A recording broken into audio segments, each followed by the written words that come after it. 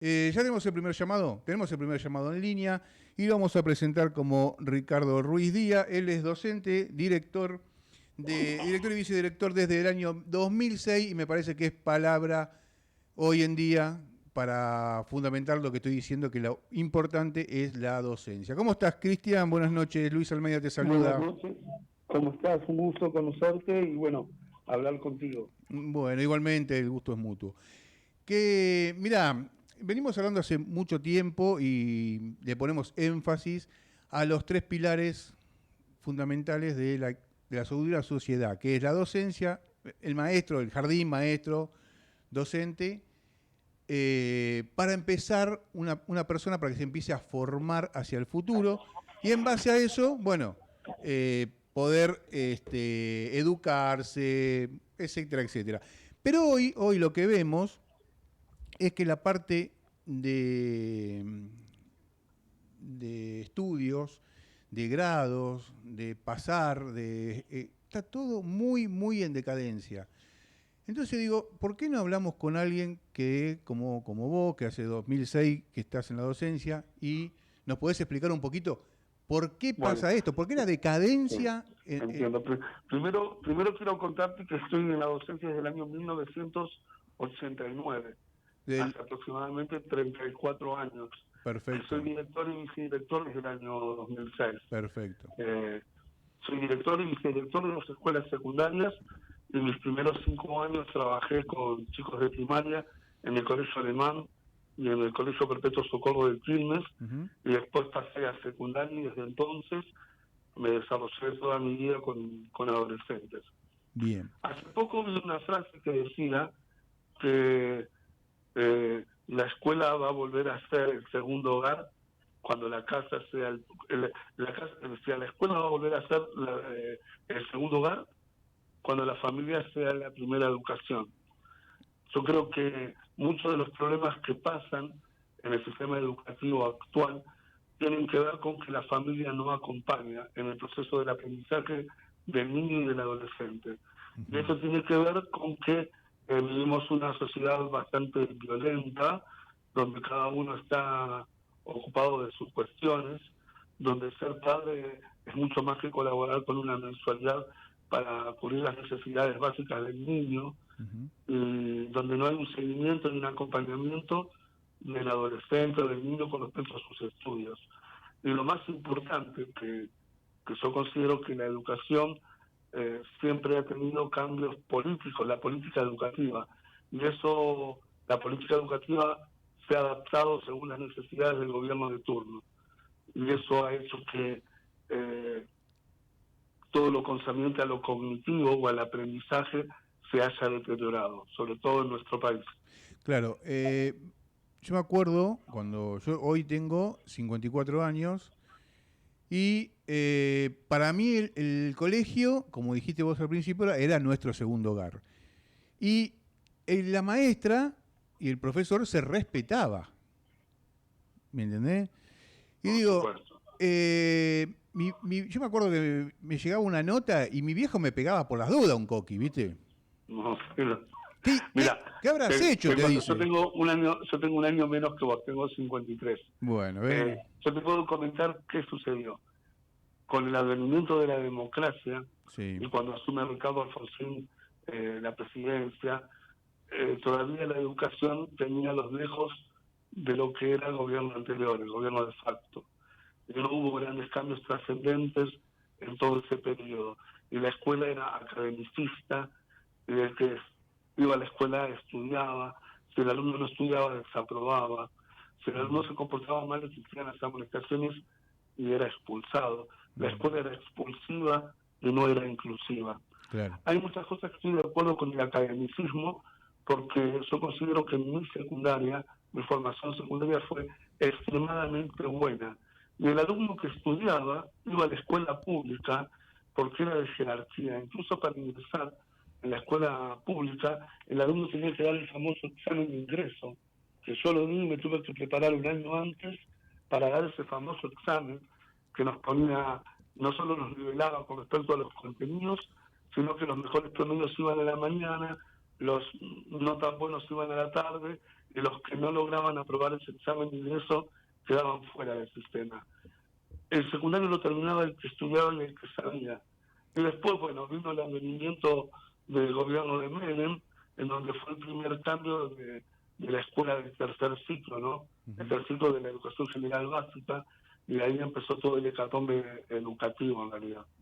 Ahora, pregunto, ¿no? Desde yo hice la escuela pública, pero más allá de esto, hoy está todo tan mal barajado, que se hace política en las escuelas, lo usan como partidos políticos. De hecho, uno de los candidatos cierra una campaña en la escuela No, me política. pareció un espanto. Mira, te voy a contar dos cosas, ¿no? ¿Por qué con el advenimiento de Menem, con el advenimiento del cambio político educativo de la presidencia de Menem, todo vino para atrás? El modelo del tercer ciclo de la escuela general básica, séptimo, octavo y noveno, se implementó en Argentina cuando en España había sido un fracaso. ¿Y por qué se hizo esto? Para abaratar costos. Porque antiguamente un alumno de primer año de secundaria tenía aproximadamente entre 15 y 18 materias. Ajá. Cuando fue el cambio, el alumno pasó a tener menos cantidad de horas escolares y las materias eran 7. Entonces imagínate que hubo muchos profesores que se quedaron sin trabajo, muchos. Claro. Se trataron de reubicarlos, pero muchos perdieron trabajo, y lo que se hizo fue cercenar horas por una cuestión presupuestaria.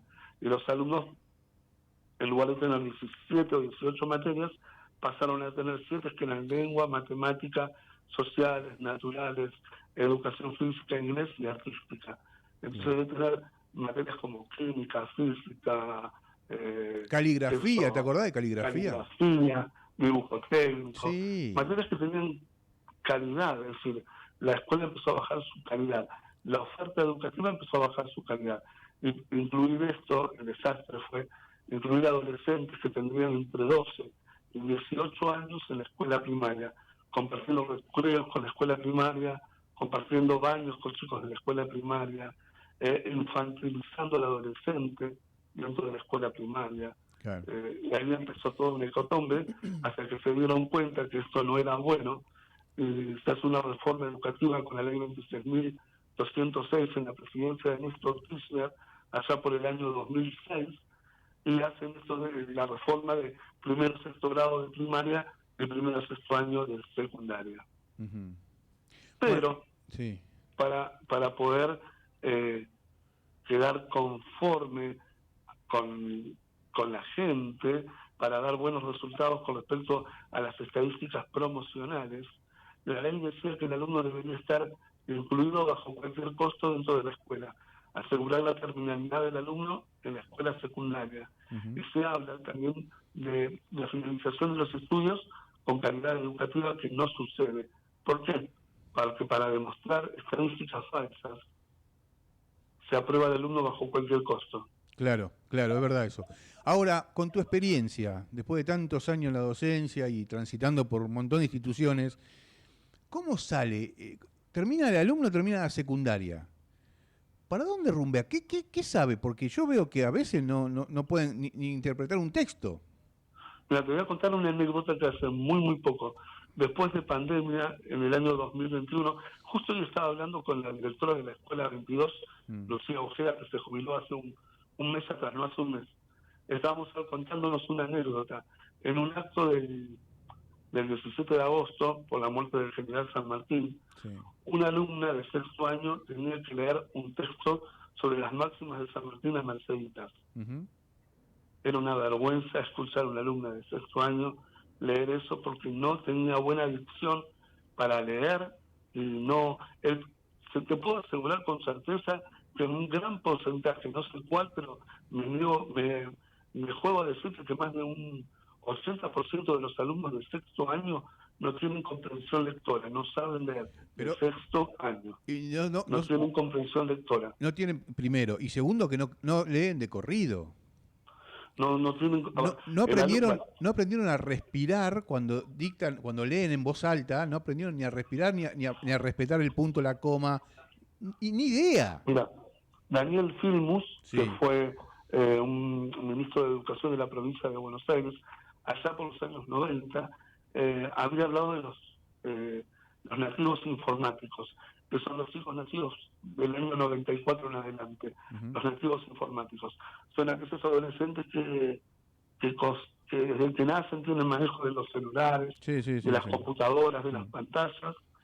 Yo creo que esa agilidad o esa habilidad que tienen para tener ese recurso innato de poder manejar la tecnología, que no lo tiene una persona de mi edad, o que no tienen personas más grandes que yo, hace que eso es benéfico, ¿no es cierto? Porque la tecnología siempre mejora la calidad de vida y nos inserta en un mundo de progreso, pero han abandonado el libro.